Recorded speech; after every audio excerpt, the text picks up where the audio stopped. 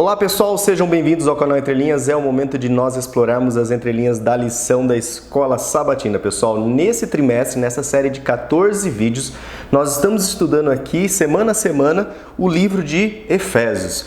Hoje nós vamos estudar um tema muito interessante, principalmente para a atual sociedade, que precisa valorizar esse tema, que é maridos e esposas juntos na cruz. Um tema bastante interessante, principalmente se o seu casamento não vai bem, ou se você conhece alguém cujo casamento não está muito bem, ou por um jovem que quer aí então sim, consagrar uma nova família, é importante estudar esse tema. Então fiquem ligados no tema de hoje. Nós teremos aqui a participação do Alexandre e do Marcos André e as perguntas para consideração lá no final do vídeo. Beleza, pessoal? Não se esqueçam sempre, se você gosta desse conteúdo, você quer ficar ligado aqui no canal Entre Linhas, estudar essa série e outras séries, se inscreva no nosso canal, acione o sininho, deixe seu comentário, compartilhe aí com as pessoas que precisam estudar a palavra de Deus e fiquem ligados aí que com certeza toda semana temos aí sempre um tema novo para você estudar. Beleza, pessoal? Logo depois da vinheta temos também a sessão de comentários, na qual você é convidado a participar dela. Se você não gostar muito dessa sessão, você já pode ir direto lá para a oração inicial. Beleza, pessoal? Então, por enquanto, chama a vinheta.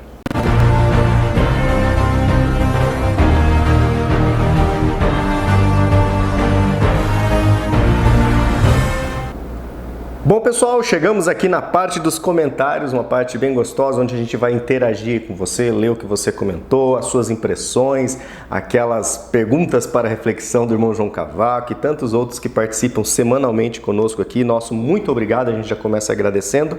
Temos as Olimpíadas aqui dos comentários, temos os 3 primeiros a comentarem, que nessa semana foi a Regiane Alves, a Viviane de Araújo e também a Lele Minigamers, né? Os 3 aqui, os 3 primeiros comentários que nós temos.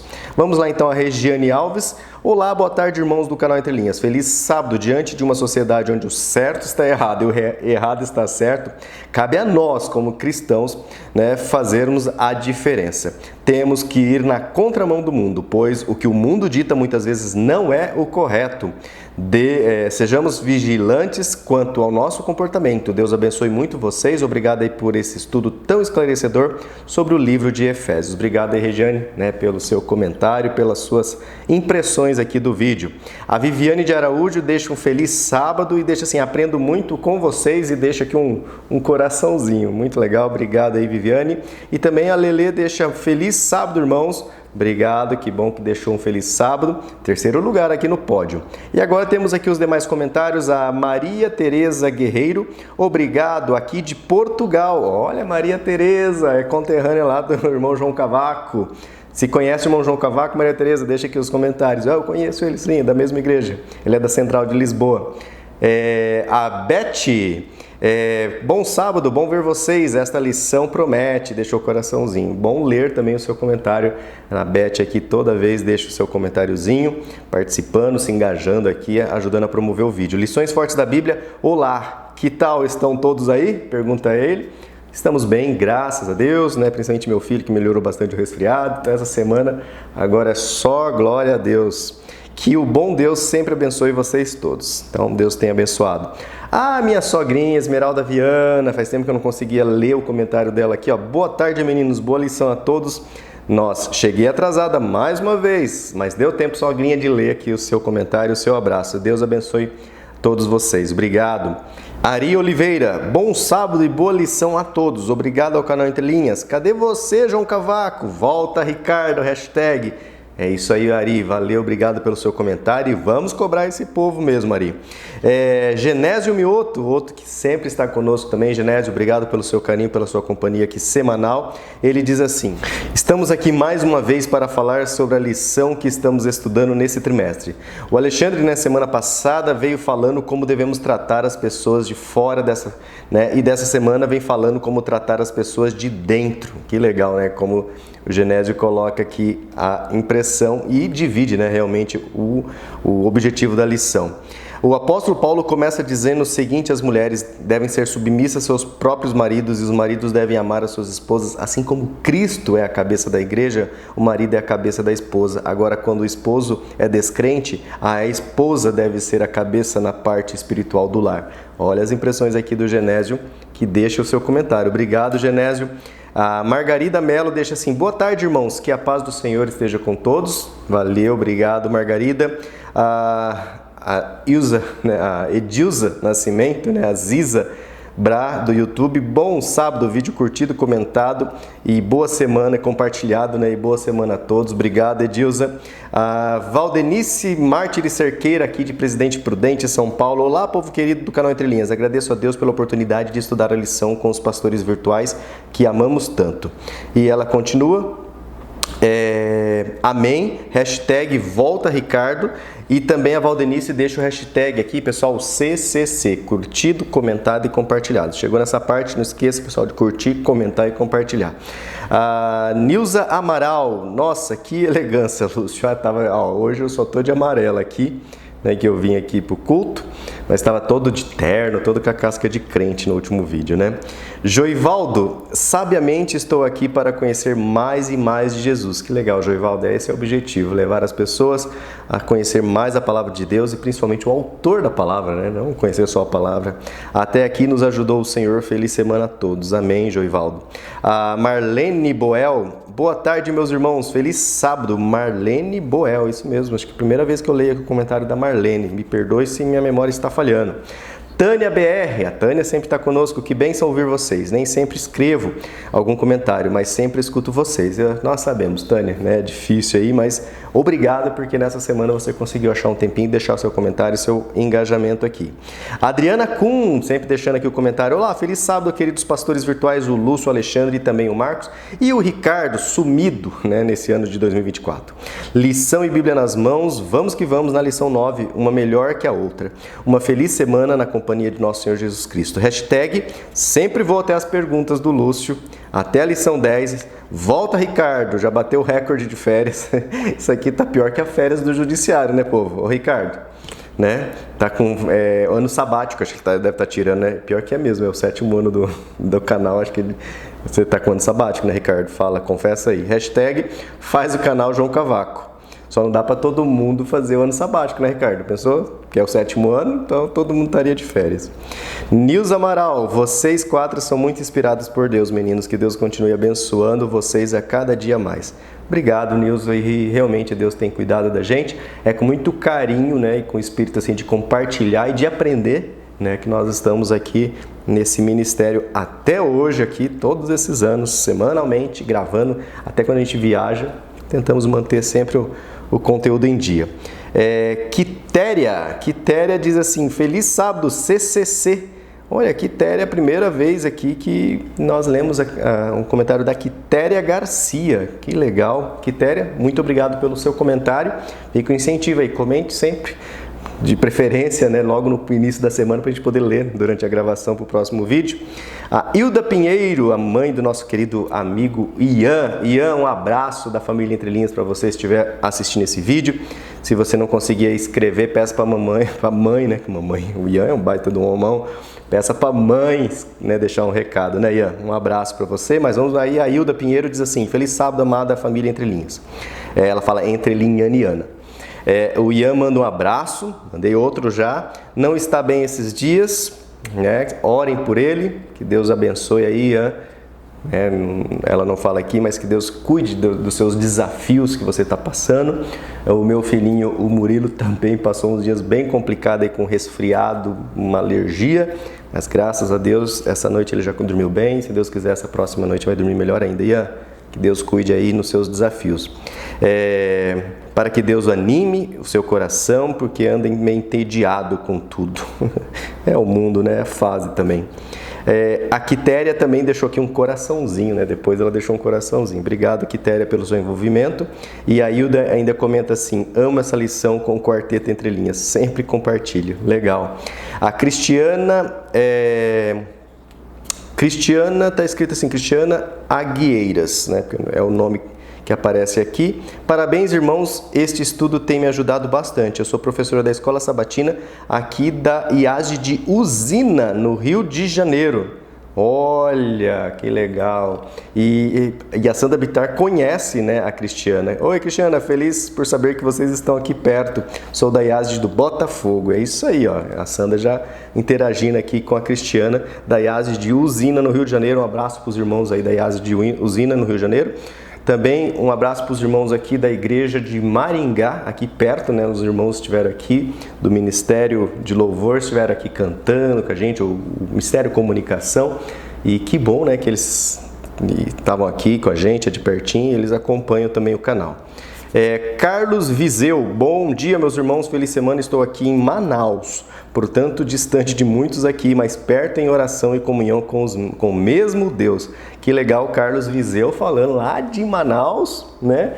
E unido, né, com todo mundo aqui nesse planeta, aqui na Espanha, Portugal e Brasilzão, aqui estudando a Palavra de Deus. Esse recurso, pessoal, é muito bom. A Miriam, que está escrito aqui, né, se eu leu certo, palavras de bênção. Deus continue abençoando esse canal. Amém, Miriam. Que Deus continue mesmo abençoando. Temos ainda Beth Souza aqui de São Paulo. Olá!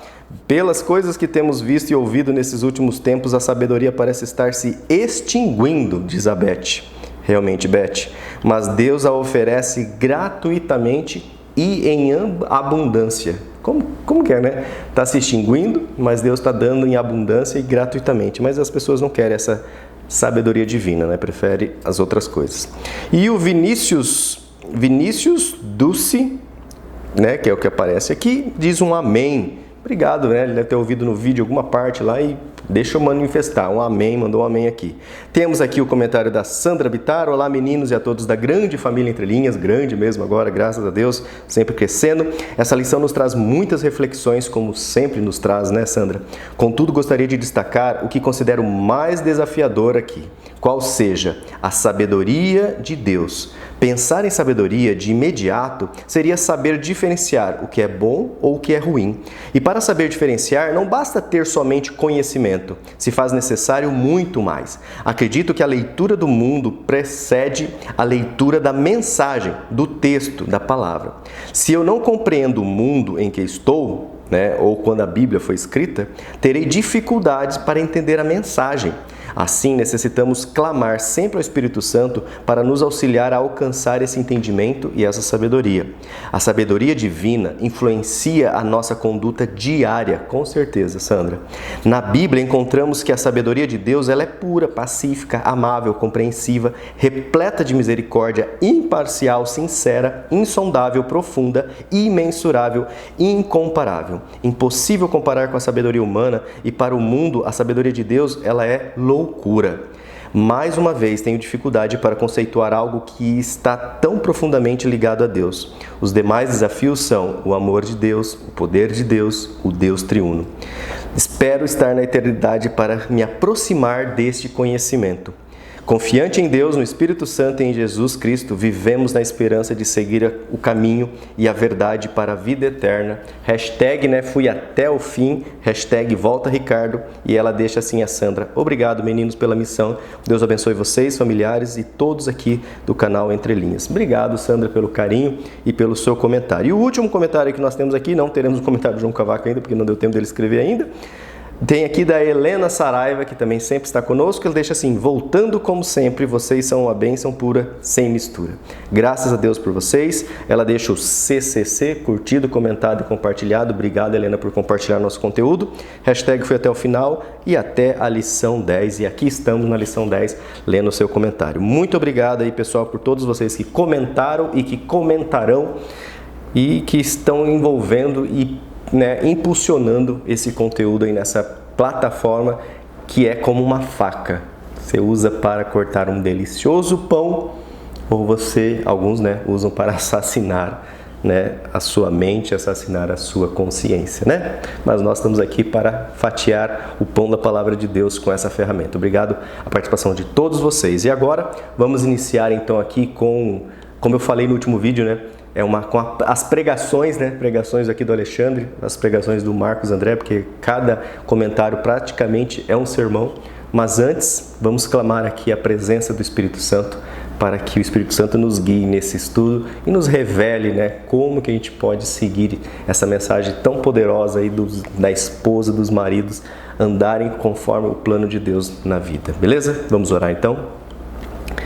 Senhor Deus, nosso Pai, nosso Criador, obrigado, ó Pai, pela oportunidade que nos dá de nos reunirmos aqui nessa tecnologia, para estudarmos um pouquinho mais da Tua Palavra, um pouquinho mais das palavras que Paulo escreveu inspirado por Ti, Senhor. Nesse momento, nesse assunto tão delicado, ó Pai, que neste mundo vemos a família sendo atacada a todo momento, ó Pai, 24 horas por dia, 7 dias por semana, essa união, essa instituição divinamente definida, mas que o homem, ó Pai, o Teu inimigo tenta destruir porque ela é a base, é o fundamento de uma sociedade, é o fundamento de uma igreja. Nos ajude, ó Pai, neste momento, principalmente os casais que estão passando por algum problema, seja o esposo que esteja assistindo a esposa ou algum amigo que ora por um casal, que possamos aprender, ó Pai, nas palavras que seguirem agora, um pouquinho mais de como devemos cuidar dos nossos relacionamentos, principalmente do nosso relacionamento matrimonial, Senhor. Use mais uma vez o Alexandre, o Marcos e a mim no final do vídeo, para que possamos, ó Pai, sermos guiados pelo Teu Espírito e que as palavras faladas aqui encontrem um lugarzinho no coraçãozinho de cada ouvinte. Em nome de Jesus oramos. Amém, Senhor. Bom, então agora sim, chega aí, Alexandre, é com você. Olá, irmãos e irmãs, minha saudação a todos vocês. Não sei em que dia da semana você está assistindo, mas eu estou gravando numa sexta-feira à noite. Então, meu feliz sábado a todos. E se já passou o sábado para você, um feliz próximo sábado, que deve estar chegando por aí. É uma alegria para mim estar aqui, para estudarmos juntos a lição da Escola Sabatina mais uma vez. E na lição 10 agora, nos aproximando do final. Nessa que tem sido uma série interessante de estudos sobre o livro de Efésios. E agora, Efésios capítulo 5, na segunda metade. Se na semana passada a gente tratou de Efésios capítulo 5, de 1 até 20, agora a gente trabalha com Efésios capítulo 5, versículo 21 até 33. E aí a gente começa com o título da lição da semana, que é Maridos e Esposas Juntos na Cruz. E o verso para memorizar está lá em Efésios 5, 25 a 27. E diz assim: Maridos, que cada um de vocês ame a sua esposa, como também Cristo amou a igreja, e se entregou por ela, para que a santificasse, tendo-a purificado por meio da lavagem de água pela palavra, para apresentar a si mesmo como igreja gloriosa, sem mancha, nem ruga, nem coisa semelhante, porém santa e sem defeito. Acho interessante muita coisa nesse texto. Esse texto ele descreve primeiro um ritual de casamento. Mas quem leva a noiva até o altar aqui não é o marido. Não é o pai da noiva. Não são as aias. Não são madrinhas. Não são as virgens. Quem leva essa esposa ao altar e a apresenta no altar, quem a prepara para o casamento, é o próprio noivo, que no caso é Cristo. Essa é uma inversão muito interessante. E deixa claro aqui de que a preparação da igreja para o encontro com o nosso Senhor é uma preparação que é feita por Jesus, por Deus. Ele prepara a igreja, ele oferece o dote, e o dote é o seu próprio sangue. E essa preparação é a lavagem por meio do batismo. É um texto muito interessante de fato, e utiliza a alegoria do casamento aqui para falar da relação entre Cristo e a igreja, mas também para falar de como deveria ser a relação dentro do casal. Uma relação de amor, uma relação de respeito, uma relação de pessoas que fazem parte do corpo de Cristo. Quando a gente analisa o texto de Efésios, capítulo 5, versículo 25 em diante, 21 em diante, à luz dos textos anteriores, nós vemos como existe um crescente ao longo de todo o capítulo 5. A gente começa o capítulo 5 falando muito de uma conduta individual.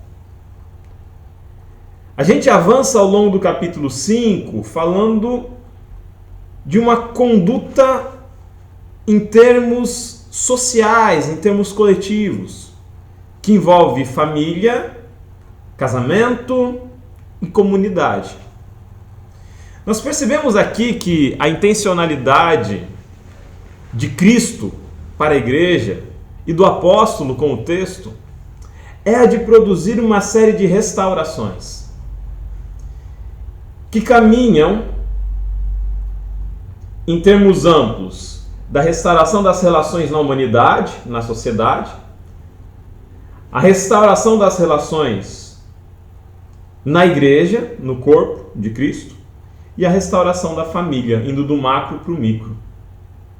A restauração da sociedade, da humanidade, está presente quando a gente vê, por exemplo, a ideia da restauração da relação entre judeus e gentios.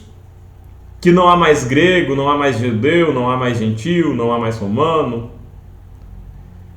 A restauração da igreja, ela aparece nos textos que falam da restauração da igreja enquanto corpo de Cristo, com cada órgão perfeitamente alinhado. A restauração da família, ela está presente aqui quando fala do casamento, quando fala da relação com os pais. E esses três níveis, sociedade, igreja e família, eles são amarrados, eles são costurados por uma restauração individual do crente. De fato, o livro de Efésios ele aponta para um projeto de restauração dos fiéis e da coletividade em que esses fiéis se relacionam. E ao longo da lição dessa semana, a gente vai falar um tanto sobre relacionamentos, sobre casamento e sobre a forma como essas relações se estabeleciam no tempo de Paulo, como elas servem de alegoria para a gente pensar a relação com Deus e como essas relações podem ser transformadas pela presença de Cristo. Caminhamos para a lição de domingo, e a lição de domingo tem por título Conselho para esposas cristãs. E aí a gente vai lá para uma passagem, que é uma passagem polêmica, que é uma passagem difícil e que é uma passagem de usos problemáticos. Porque muita gente pega esse texto, tira ele do seu contexto e utiliza ele como um instrumento de violência e de opressão. Efésios capítulo 5, versículo 21, fala: sujeitai-vos uns aos outros no temor do Senhor. Mas depois no versículo 22, 23, vem falando também ali: mulheres, sede também submissas aos seus maridos, como ao Senhor. E maridos, amai a vossas mulheres, como Cristo amou a igreja. Acho que o autor da lição foi muito feliz, muito certo em algumas questões que ele colocou aqui. Ele colocou, por exemplo, que se trata aqui de um enfoque não na relação do casal, mas na relação que nós devemos estabelecer com Cristo. O centro do texto é Cristo, e o amor que Cristo tem nutre pela igreja, e o sacrifício que Cristo fez pela igreja. O versículo começa lá no versículo 21, falando: sujeitai-vos uns aos outros no temor do Senhor. E fala depois: mulheres, sede submissas aos vossos maridos, como ao Senhor. Percebe que muitas vezes pregadores, principalmente homens, mas algumas mulheres também, falam só da segunda parte do texto. Mulheres, sede submissas aos seus maridos. Mas não falam da primeira parte do texto, que fala sujeitando-vos uns aos outros. Maridos a mulheres, mulheres a maridos, filhos aos pais, pais aos filhos. E sujeitar-se aqui no temor do Senhor, como ao Senhor. Pai, mãe, esposo, esposa. Você já parou para pensar que o seu companheiro, sua companheira, que o seu ente familiar é imagem de Cristo? O texto diz, como ao Senhor. Cristo falou, quando fizeste a um desses meus pequeninos irmãos, a mim o fizeste. Você se relaciona com a pessoa que vive dentro da sua casa, pensando que ela é imagem de Cristo, que ela é imagem de Deus? Que aquilo que você faz para ela, para ele, você faz para o próprio Cristo, para Deus? Que quando você fere o seu familiar, você fere a Deus e a Cristo e a imagem de Cristo nele? Quando a gente tem a noção desse aspecto tão profundo, a gente lê esse texto e eu, pelo menos aqui, não consigo transformá-lo num texto que defenda qualquer forma de opressão, de abuso ou de violência. Acho interessante quando Paulo, em outro texto, e está dito aqui na lição, vai falar dos escravos, né? Em Efésios 6:7. Quando pede que os escravos sirvam aos seus senhores como ao próprio Cristo. Acho interessante a gente entender isso à luz da família romana.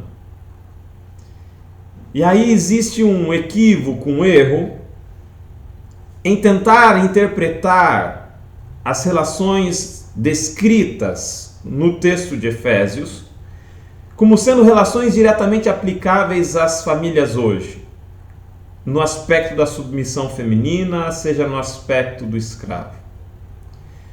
Eu já deixei claro aqui que o texto ele não fala apenas de uma submissão formal à autoridade masculina ou à autoridade do Senhor, mas ele fala de identificar no próximo, e talvez o seu próximo mais próximo seja seu ente familiar, a imagem de Cristo, como ao Senhor. Mas é importante ainda nós entendermos o contexto histórico em que esse texto é escrito. O que era a família romana e quem eram os paterfamilias? A família romana, ela era uma instituição de unidade jurídica e econômica. Era extremamente patriarcal. E o paterfamilias, o pai da família, ele detinha autoridade sobre a vida e a morte dos membros dessa família. Ele detinha autoridade sobre todos os bens dessa família.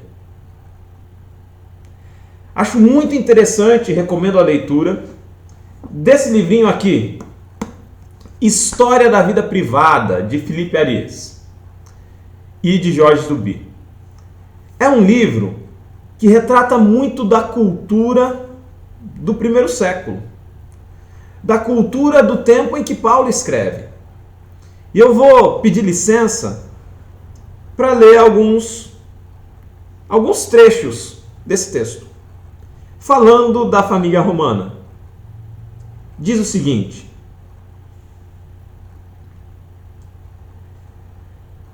o filho não podia fazer carreira sem o consentimento do pai. Olha só que aspecto interessante aqui do texto. Serão várias pequenas frases. Eu não vou ler o texto completo, porque é muita coisa. Mas eu estou lá na página 39, se você tiver o exemplar e tiver curiosidade. É um capítulo que fala especificamente da estrutura familiar romana. O filho não podia escolher a própria profissão. A mulher não podia escolher o próprio marido. Ela podia até ter algum direito de recusar o marido, mas a escolha do casamento era do pai. Um risco constante era o risco de perder a herança, perder o nome, perder o pertencimento a uma coletividade que era a célula da sociedade.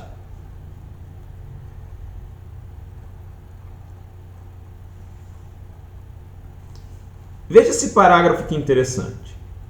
Chegamos a um ponto que parece importante, talvez o seja, uma particularidade do direito romano, que surpreendia os gregos. Era que, púbere ou não, casado ou não, um menino permanecia sob a autoridade paterna e só se tornava inteiramente romano, pai de família, após a morte do pai. Ainda mais, este era seu juiz natural, podia condená-lo à morte por sentença privada. Ademais, a capacidade de testador era quase infinita, e o pai podia deserdar os filhos. Consequência, um jovem de 18 anos e órfão institui a amante como herdeira, enquanto um homem de idade madura não pode realizar nenhum ato jurídico com sua própria autoridade, se ainda tem o pai vivo. Tratando-se de um filho de família, escreve o jurista, as dignidades públicas nada contam. Ainda que ele seja cônsul romano, não terá o direito de pedir dinheiro emprestado. Um risco constante em Roma, e de que o direito romano falava com preocupação, era o parricídio, o assassinato dos pais. Porque alguns dos filhos eram tão oprimidos pelos pais das casas, que para se verem livres e poderem serem considerados homens adultos, eles assassinavam os seus pais. Havia o risco do assassinato do pai para que o filho pudesse se tornar adulto. Porque se o pai tivesse 70 anos e o filho 50, o filho de 50 anos ainda seria considerado dependente. Todo o fruto do seu trabalho não seria administrado por ele, mas pelo pai. Ele não poderia sequer pedir dinheiro emprestado. Porque quem mandava na família era o pater família, o pai da casa, o pai da família, que só deixava o cargo depois de morto. Outro texto interessante diz o seguinte: a morte do pai anunciava, página 40, a morte do pai anunciava a herança dos filhos, exceto azar, e, em todo caso, o fim de uma espécie de escravidão. Os filhos tornavam-se adultos, e a filha, se não fosse casada ou divorciava, tornava-se herdeira, livre para casar-se com quem bem quisesse.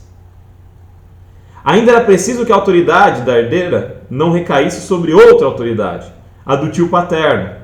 Severa figura, procurará proibi-la de ter amantes secretos e ocupará nos trabalhos forçados da roca e do fuso.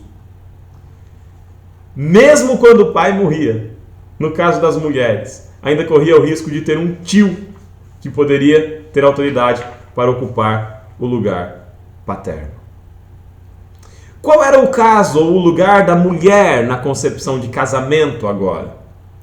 Dentro dessa estrutura familiar, qual era o lugar ocupado pela mulher na sociedade romana? Página 49 do mesmo livro diz o seguinte: a mulher é uma criança grande, da qual se deve cuidar por causa do dote e do nobre pai. Cícero e seus correspondentes comentam os caprichos dessas eternas adolescentes, que aproveitam, por exemplo, a ausência do marido, nomeado governador em uma província distante, para se divorciarem e casar de novo. Tais infantilidades desconcertantes são realidades que acarretam consequências nas relações políticas entre os senhores. Não é preciso dizer que essas criaturinhas não colocariam em ridículo seu amo e senhor. O tema da infidelidade feminina era desconhecido. Se assim não fosse, Catão, César e Pompeu teriam sido os cornudos, traídos e ilustres. O marido é senhor tanto da esposa como dos filhos e dos domésticos. E o fato de sua mulher ser infiel não constitui um ridículo, e sim uma desgraça, nem maior nem menor do que se a sua filha engravidasse ou um de seus escravos faltasse ao dever. Se a esposa o engana criticam-no por falta de vigilância ou de firmeza e por deixar o adultério florescer na cidade.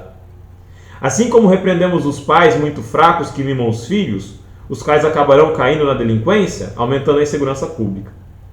O único meio de um marido ou um pai prevenir tal dano era ser o primeiro a denunciar publicamente a má conduta dos seus. O imperador Augusto detalhou os amores de sua filha Júlia. Nero fez o mesmo com o adultério de sua esposa Otávia, a fim de confirmar que não tinham paciência ou complacência com o vício. Gente, percebe aqui que num caso de traição, a grande preocupação do homem era deixar claro que ele tinha disciplinado a esposa. Mais do que uma relação de amor, e na maioria das vezes não uma relação de amor, o casamento era uma relação utilitária e uma relação de dever cívico.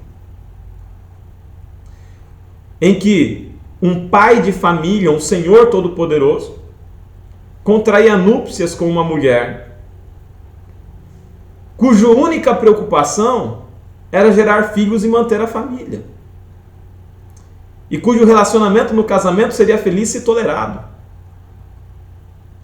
É preciso entender esse contexto para a gente ler o livro de Efésios e entender o que Paulo diz aqui quando ele fala para as mulheres se sujeitarem aos seus maridos.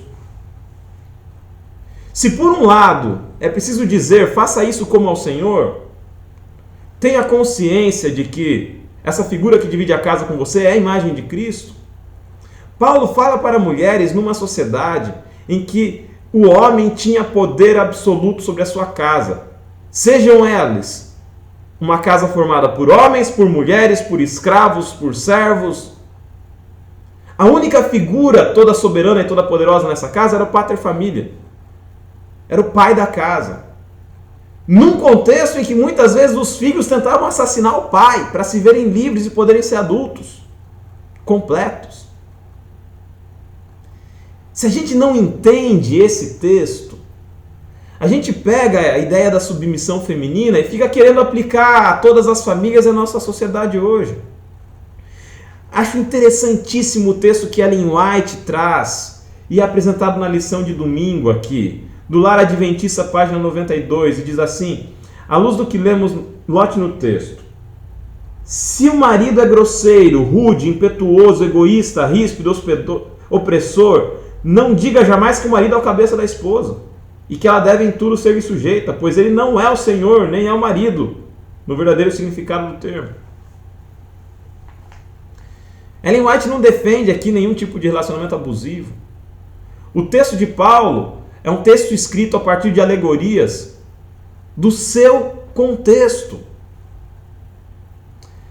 Paulo usa a figura do pater família para representar Cristo, para representar Deus. Porque é um poder todo-poderoso.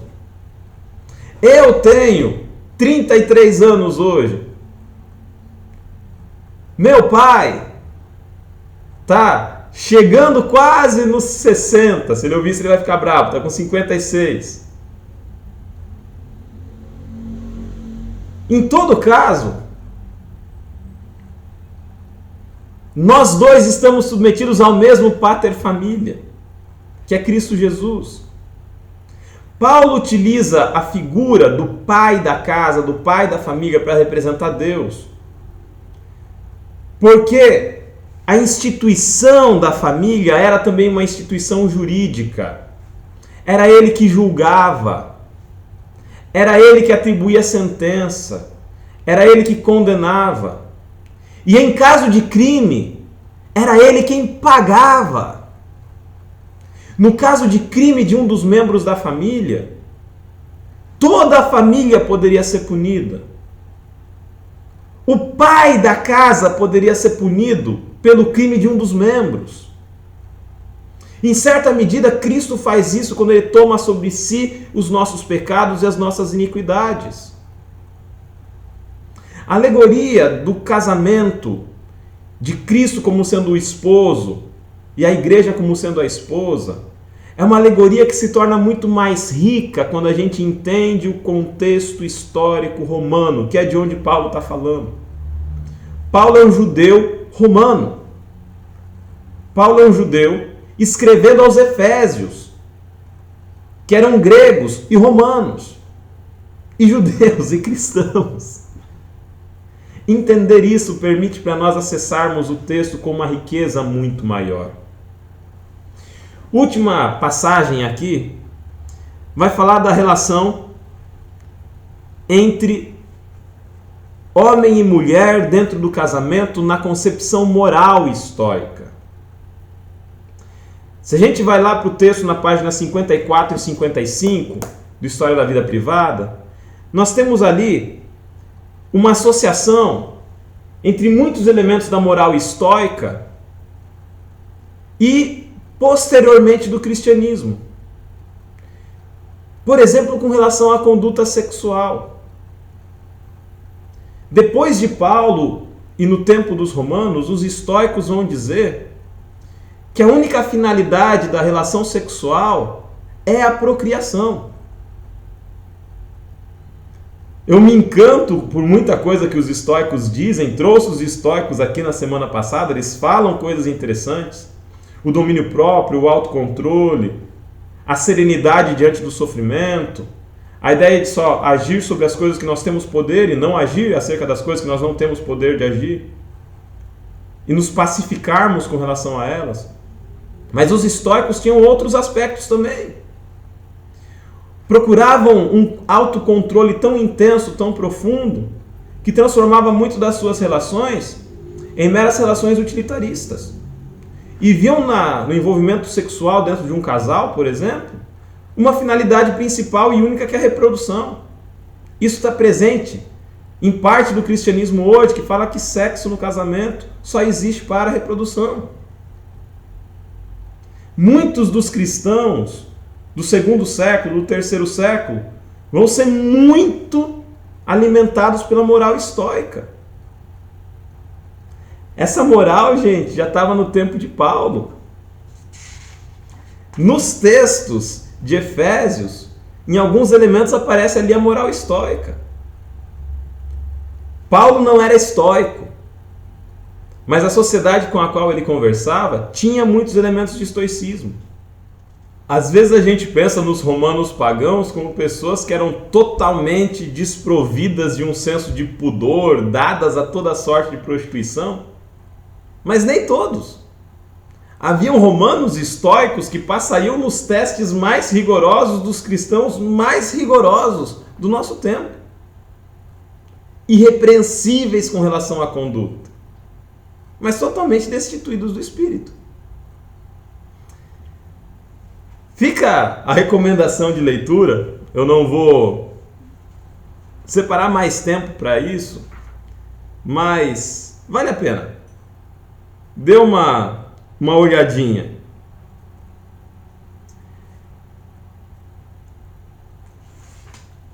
Livro História da Vida Privada, do Império Romano ao ano 1000, esse aqui é o volume 1, são vários volumes. Philippe Abriès e Georges Duby. Vale a pena, essa edição é dos dois. Texto muito interessante. Vamos caminhar agora para a lição de segunda-feira. A Igreja como Noiva de Cristo. Parte 1, que vai continuar na parte 2 depois.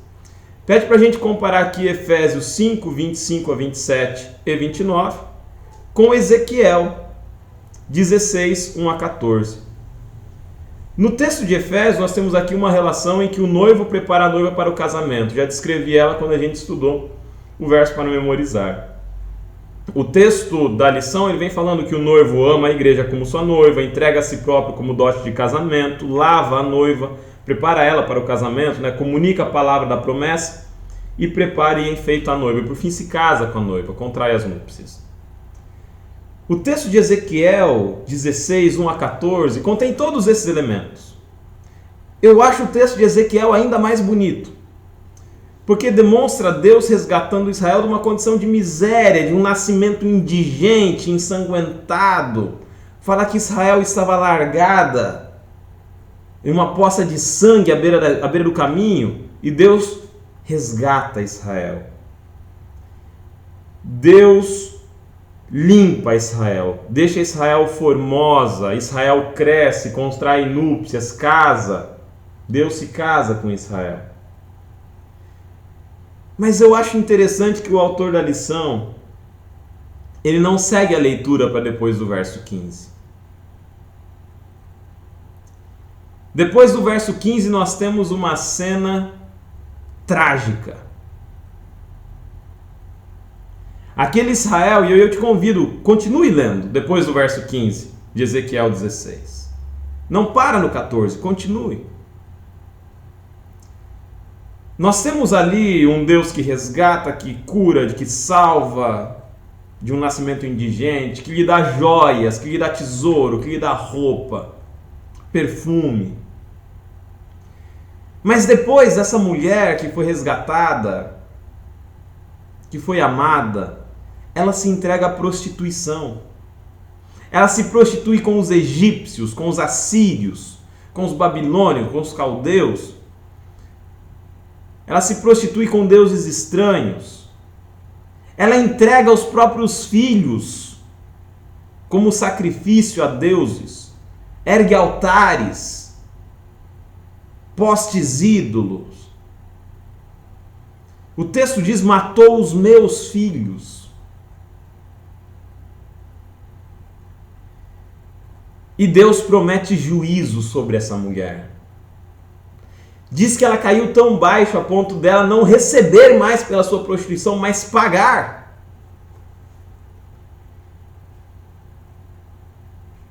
E na alegoria do pater família, aqui do pai da família,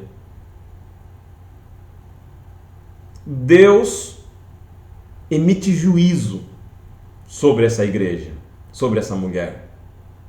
E diz que ela será entregue para a consequência do seu crime, do seu pecado.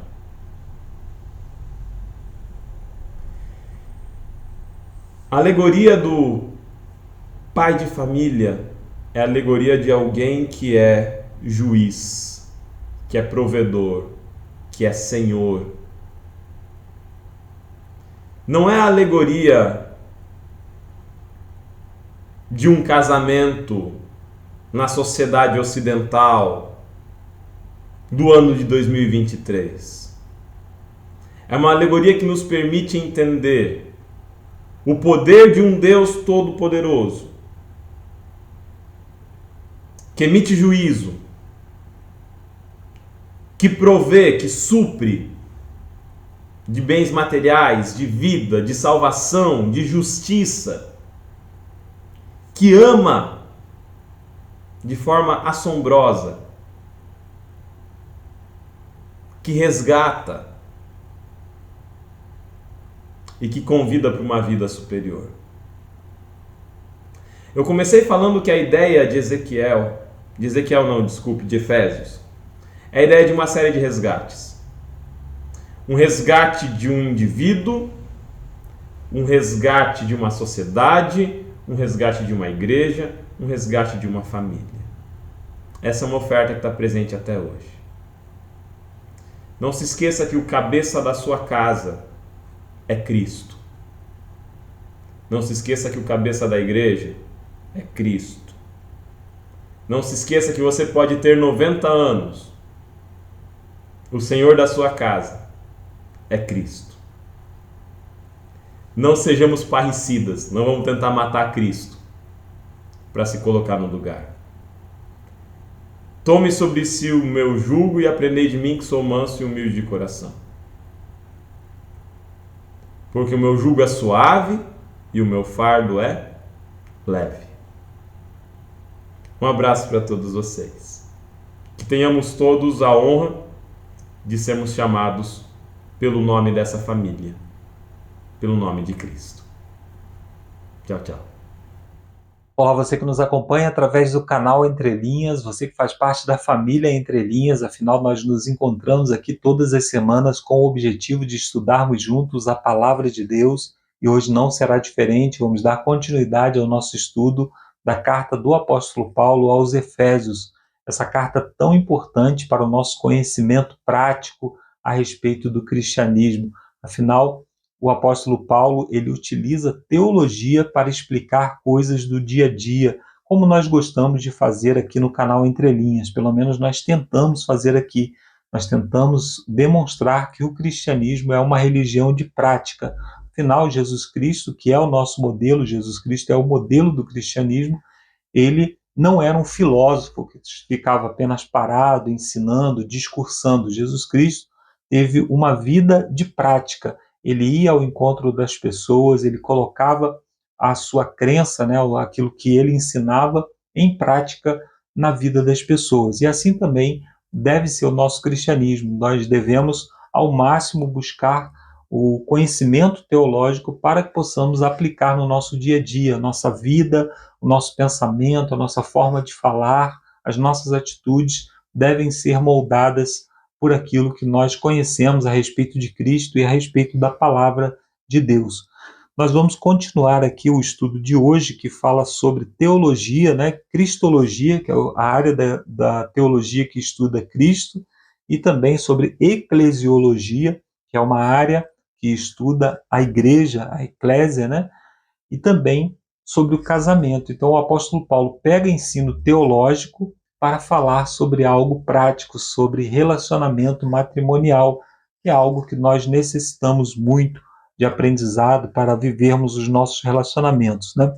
O tema aqui na parte de terça-feira é a Igreja como a Noiva de Cristo, parte 2.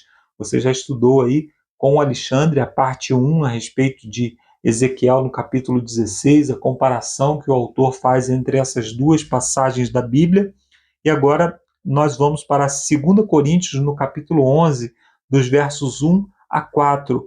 Aqui o autor pergunta que elementos do casamento antigo Paulo usou para chamar a atenção dos coríntios quando acontece a apresentação, no caso a apresentação da noiva. O que o apóstolo Paulo está falando ali em 2 Coríntios, no capítulo 11, dos versos 1 a 4? Ele fala assim: eu desejo apresentar vocês como uma noiva pura, virgem, para o seu noivo, para Cristo. Então o apóstolo Paulo está dizendo aqui que ele era o padrinho, porque no casamento antigo era assim que acontecia.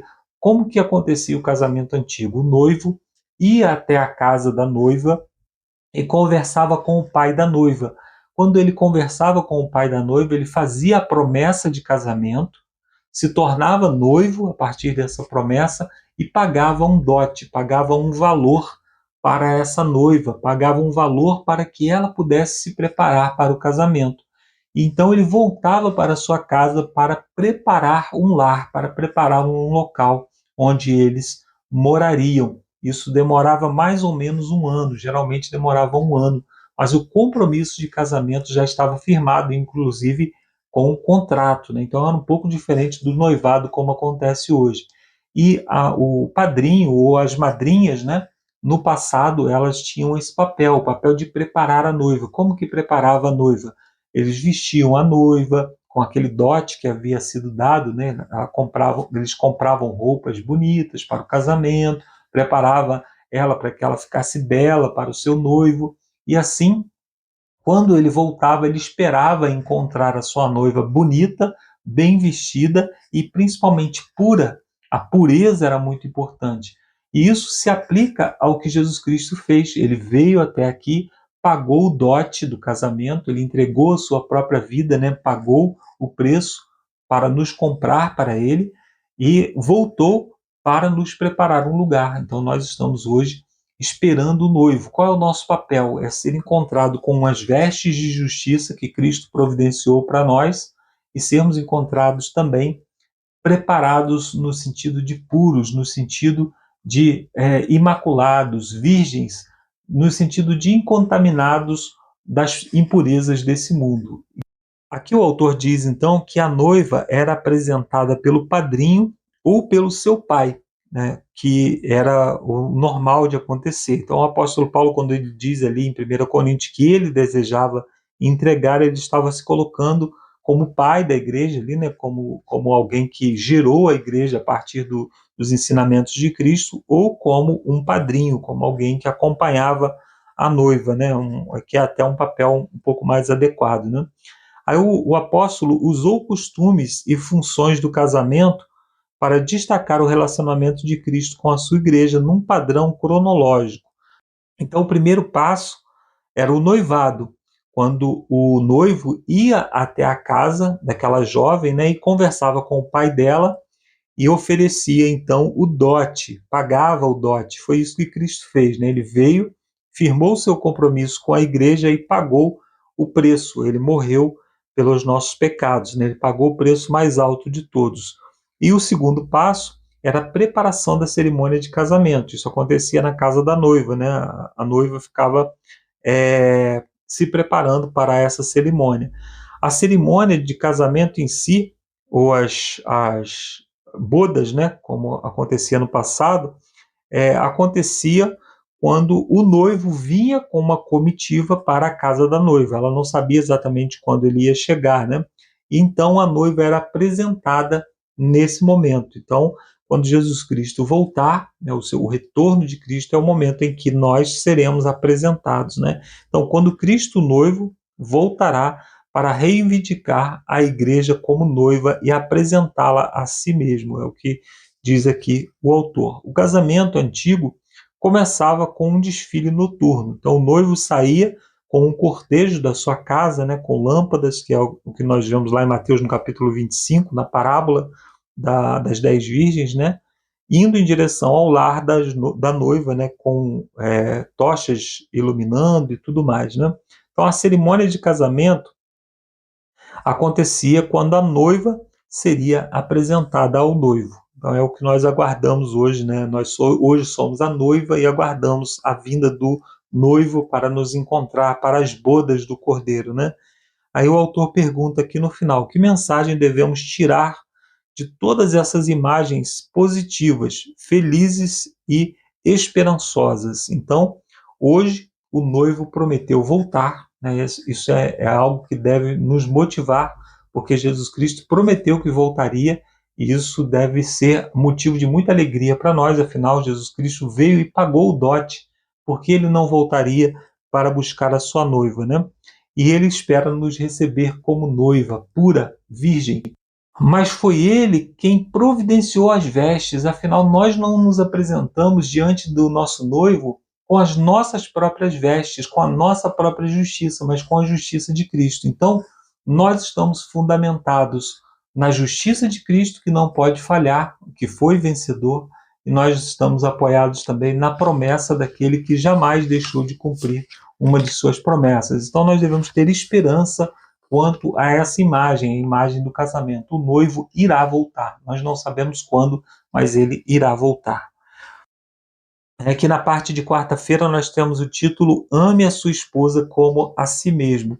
Essa imagem que eu passei anteriormente a respeito do casamento, né, do noivo que ia lá, preparava, voltava com uma festa para buscar a sua noiva, era uma imagem ideal, mas nem sempre era dessa forma. Muitas vezes o casamento era tratado como um negócio em que o noivo estava comprando, adquirindo a noiva como um produto.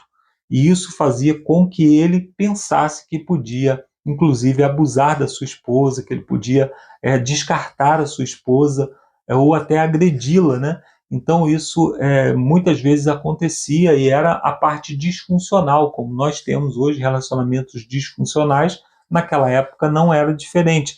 Então o apóstolo Paulo, ele fala a respeito desse tema, agora apresentando a maneira positiva como os cristãos deveriam agir no casamento. O casamento, ele não deveria acompanhar os padrões do mundo, ele deveria acompanhar os padrões de Cristo. Cristo se relacionando com a sua esposa. Esse é o modelo para que o esposo trate a sua esposa. E o autor pergunta aqui, que novo argumento Paulo usou para encorajar o marido a praticar o amor terno para com a sua esposa? Efésios capítulo 5, versos 28 a 30, fala que ele deveria amar a sua esposa como alguém que ama o seu próprio corpo. Ele estava retomando a imagem lá de Gênesis, no capítulo 2, quando Deus ele diz que o homem e a mulher deveriam se tornar uma só carne. Então, essa imagem deveria nortear o pensamento do marido ao tratar a sua esposa. Quando ele ofende, quando ele pratica alguma coisa contra a sua esposa, ele está praticando contra a sua própria carne. Então, quando Paulo retoma essa ideia, ele estava fugindo dos padrões da época para aplicar o padrão cristão, o padrão estabelecido pela palavra de Deus. Ele não se deixou influenciar pela maneira como o mundo tratava o casamento nos seus dias. Pelo contrário, ele apresentou o padrão original de Deus para o casamento. E assim nós devemos fazer também. Tudo que nós devemos pensar a respeito de um assunto, seja no casamento, na família, na igreja, ou qualquer outro aspecto que nós vamos analisar, nós devemos analisar não segundo o padrão social que nós vivemos. Mesmo que as leis permitam as coisas, como aqui o autor diz que as leis no passado permitiam que o homem agredisse a sua esposa e muitas vezes até matasse a sua esposa, mas o apóstolo Paulo apresentou o padrão bíblico, que é o padrão que deve nos nortear. Não são os costumes e nem mesmo as leis desse mundo que devem nortear o nosso pensamento, né? Na parte de quinta-feira, uma só carne, o modelo para o casamento. Aí o autor nos pede para estudar o relato da criação em Gênesis, no capítulo 2, dos versos 15 a 25, o que ocorre na história antes da declaração de que o marido e a mulher são uma só carne. Bom, a mulher era requerida para ser um ser complementar ao homem. Então Deus não impôs a presença da mulher ao homem. Primeiro foi criado o homem, a partir da necessidade do homem de ter alguém complementar a ele, aí então a mulher foi introduzida. Isso nos diz alguma coisa sobre o relacionamento. Existem relacionamentos no qual a pessoa não é requerida, a pessoa não é bem-vinda no casamento e a pessoa quer impor a sua presença. Nós não devemos entrar num relacionamento onde a nossa presença não é bem-vinda. O relacionamento ele deve acontecer a partir de uma necessidade. Alguém que diz assim, eu quero alguém para me complementar, para somar comigo. Aí sim o relacionamento acontece. O relacionamento ele não pode ser uma imposição. Então essa é a primeira coisa que nós aprendemos ali com o texto. O segundo, ela era semelhante a ele. A mulher não deve ser menosprezada, também não deve estar acima do homem, né? O Espírito de Profecia tem uma frase que eu acho muito interessante, que a mulher ela foi extraída da costela do homem, não da cabeça para que não estivesse acima e nem dos pés para que estivesse abaixo, mas da costela para que estivesse ao seu lado. Então o papel da mulher é ser complementar ao homem, diferente, porém complementando nas suas debilidades. E a mesma coisa o homem deve suprir a mulher nas suas necessidades, nas suas fraquezas, nas suas debilidades, bem como a mulher deve suprir o homem também na sua falta de sensibilidade, em outros aspectos que nós, homens, somos deficientes, né? Então, o terceiro passo era a união, que acontece num contexto monogâmico. O casamento ele tem 3 coisas que são muito importantes. Primeiro, o homem deixará pai e mãe. Isso se refere a deixar fisicamente, deixar geograficamente e deixar emocionalmente. Você agora é um com a sua esposa. Aquele ato de ser dependente emocionalmente, financeiramente, ou até mesmo depender de um lar na casa dos pais não é o ideal. O ideal é que o casal tenha a sua própria vivência, tanto nesses aspectos emocionais, quanto também em aspectos financeiros e geográficos, para que eles possam desenvolver a sua própria família, desenvolver a sua própria individualidade dentro desse contexto, né? Individualidade sendo os dois uma só carne, né? mas desenvolver fora das influências externas, né? O outro aspecto que nós encontramos aqui, que deve ser muito importante também, é a independência sexual. O casal agora passa a viver uma nova vida. Independente da vida pregressa que tiveram, né, agora os dois se tornam uma só carne e passam a ser um só. Então, esse aspecto também é um aspecto importante do relacionamento e que deve ser levado em consideração quando um casamento é adquirido, né? Os dois eles devem estar alinhados, devem ser complementares também nessa área. Isso que a religião é importante, né? A maneira como os dois enxergam o relacionamento, como os dois enxergam a vida sexual, deve estar pautadas nos mesmos termos. Então, se alguém que é religioso e que tem um pensamento a respeito da vida de casado, a respeito da sexualidade, não deve se unir com alguém que vem do mundo e que tem pensamentos completamente antagônicos, né, ao que a Bíblia nos orienta. Então, ao escolher Gênesis 2, verso 24, Paulo selecionou uma declaração sobre o casamento feita antes da queda e aplicou ao relacionamento entre o marido e a esposa. Então, o apóstolo Paulo apresenta um padrão, e o padrão é o padrão bíblico. É interessante que no passado a mulher era vista como um produto, ela era adquirida e tratada como um produto. E nós pensamos que isso foi superado, mas na verdade não. Hoje a mulher, o corpo da mulher, a imagem da mulher é utilizada como um produto para vender produtos. Então nós vemos os cartazes, as capas de revistas, os programas de televisão, as propagandas na televisão, vendendo o corpo da mulher ou utilizando o corpo da mulher como um objeto para venda.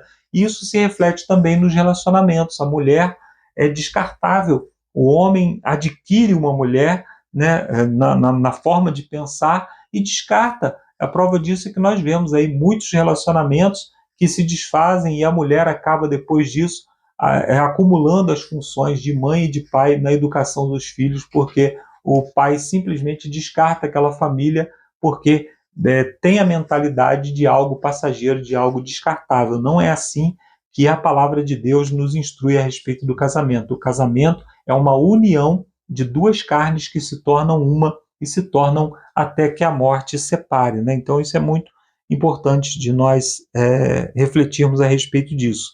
Então o casamento é enaltecido ao ser comparado com o relacionamento entre Cristo e a igreja.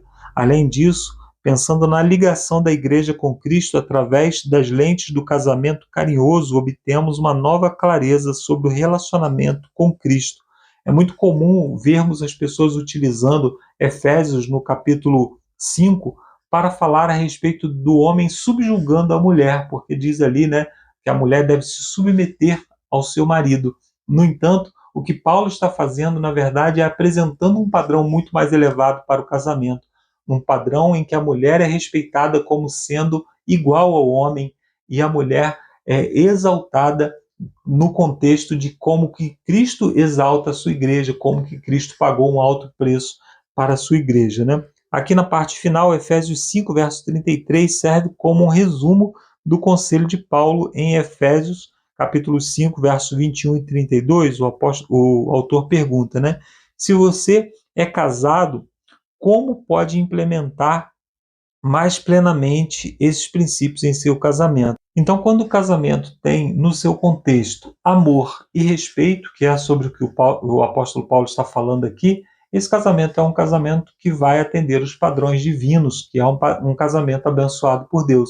Nós devemos buscar todos os dias atender os padrões que Cristo nos deixou, os padrões que Deus nos deixou para o casamento. Então, que Deus abençoe o seu casamento, que Deus abençoe o seu relacionamento, e se por acaso, em algum aspecto, o seu relacionamento não está alinhado com aquilo que Cristo nos ensinou através dos mandamentos, através dos ensinos nas epístolas, ore a Deus, converse com seu cônjuge, alinhe aquilo que precisa ser alinhado para que você tenha um casamento feliz. Afinal, o Criador de todas as coisas é quem estabeleceu o padrão. Quem somos nós para estabelecer um padrão diferente, né? Que Deus abençoe a sua vida, a sua família e até a próxima semana com mais um estudo da Palavra de Deus. Um abraço e até lá. Valeu, Marcos. Obrigado pelas suas palavras. Obrigado aí pelo seu sermão mais uma vez. Obrigado também ao Alexandre, que outro é, como ele falou, né, a gente precisa escolher ter uma vida dirigida, né, pelo Espírito Santo. E agora, nesse assunto, principalmente, né, e quem segue os conselhos divinos tem o privilégio de gozar, né, dos frutos aqui de um bom relacionamento e da alegria que é ter uma só carne. Mas vamos lá, as perguntas para discussão, ainda tem um restinho aqui, pessoal, do tema. Nós temos algumas perguntas aqui, a primeira é assim: em Efésios capítulo 5, versos 21 a 33, seria uma passagem ultrapassada que não mais se refere aos relacionamentos cristãos, pois impõe um modelo de casamento focado na autoridade e no domínio do marido. Que elementos da passagem justificaria a sua resposta? Bom, primeiro que eu acho, né, como eu acho não, né, é o que está escrito na própria palavra de Deus, né, o trecho que justificaria a minha resposta em afirmar que sim, o modelo que Deus está deixando não é desatualizado ou ultrapassado, é o trecho onde fala que quem ama a sua esposa, a si mesmo se ama, porque está amando a sua própria carne. Talvez esse é o conceito mais difícil de se entender, né, uma só carne. E é interessante, né, para quem vai ter oportunidade de refletir, aqui eu vou trazer, né, para vocês, no estudo de sexta, tem um comentário aqui de Ellen White, do livro Lar Adventista, na página 93, olha só que interessante. Ellen White constantemente instava os cônjuges a deixar de tentar controlar um ao outro. Não intentem impor um ao outro seus desejos. Não é possível fazer isso e ao mesmo tempo reter o amor mútuo. Sejam bondosos, pacientes, longânimos, corteses e cheios de consideração mútua. Né? É a receita de um bom casamento. Todos nós aqui podemos dar os nossos testemunhos, seja para o bom ou para o mau exemplo. Né? Mas eu vejo assim, que muitos relacionamentos dão certo e muitos cônjuges são muito felizes, principalmente numa relação onde os cônjuges respeitam um ao outro e não querem, como ela falou aqui, não fique tentando controlar um ao outro. Um casal que tem alguém, um dos cônjuges, tenta controlar o outro, né, não sei, por algum desvio aí de personalidade, sei lá por quê, geralmente você tem problemas nesse relacionamento. Né? E eu tenho assim, testemunhos próximos assim, de amigos meus que tomam esse modelo, sabe? A esposa não tenta moldar, claro, com muito amor, com muito carinho, orientar, conversar, mas não ficar, parece que é a mãe, né? Parece que é a mãe da pessoa. Não, você não vai fazer isso, não, você não... Você não é mãe, você também não é pai dela. Vocês são cônjuges, pessoal. Então, que a gente realmente entenda, né, como Deus coloca, né, que a esposa e o esposo é uma só carne, uma só ideia, um lar que vive isso, né? Você vê a diferença nos filhos ao ver isso. Tenho meu filhinho, né?